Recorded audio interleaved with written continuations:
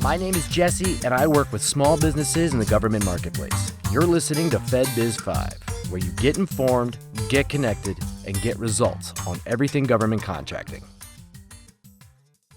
Hello, and welcome to another episode of FedBiz'5. Anthony is here. How's it going, Anthony? Pretty well, thanks. Thanks for asking. He's with us today to talk about the GSA schedule. So let's jump right in, Anthony. What is the GSA schedule? All right, so the GSA schedule is, and sometimes it's called the Federal Supply Schedule, but the GSA, it's a long-term contract by the General Services Administration. Currently, it's the MAS schedule, or the Multiple Award Schedule, MAS, and they contain pre-negotiated prices. There's delivery terms. In other words, everything is predetermined when you get on the GSA schedule, which is something of a process. So what is the requirement to get on the GSA schedule? All right, so you have to have financial stability. You have to be in a business for at least 2 years. You have to have satisfactory past performance, and that could be commercial. And your products have to be commercially available.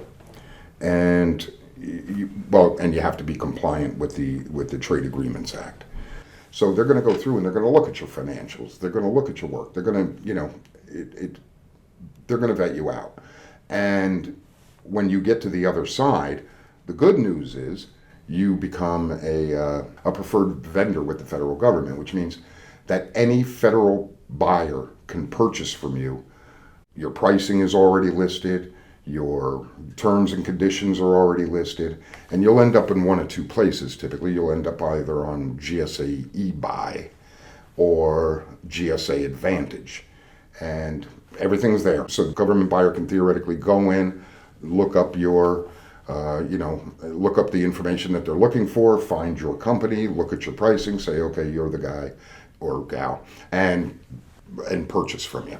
Right. So what's the history on why the GSA was established? It was established right after World War II, and it was designed to streamline administrative work for the federal government. They wanted to dispose of war surplus goods and, to stockpile strategic supplies for wartime and that sort of thing.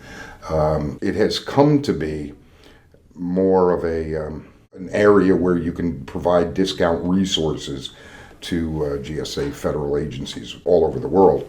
And some state and local governments use the GSA as well. So that's what it's become now. It's its entire purpose all along has been to make purchasing easier for the federal government.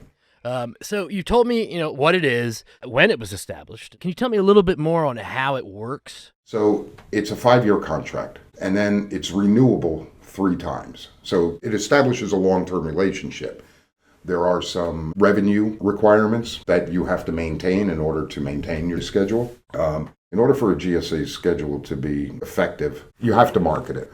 It's a lot easier to find you if they know who you are, and the best way for them to know who you are is to market to them. Thank you so much. Is there anything else you'd like to mention before we call it a day? No, I think that pretty well covers it. I would encourage people to investigate it before they started moving down that path. That's fantastic advice. Thank you so much. All right. By now, I think everybody knows you bring the knowledge. So I appreciate you coming on. All righty. Thanks, Jesse. You got it. But before we go, FedBiz Access has an offer exclusively for our FedBiz'5 podcast listeners.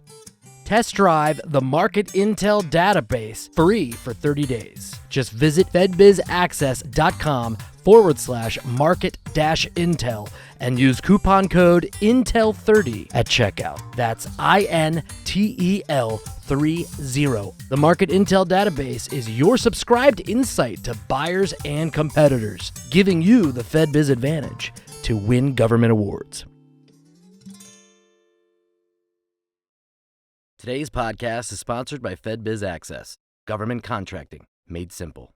Visit them at fedbizaccess.com or contact them at 888-299-4498.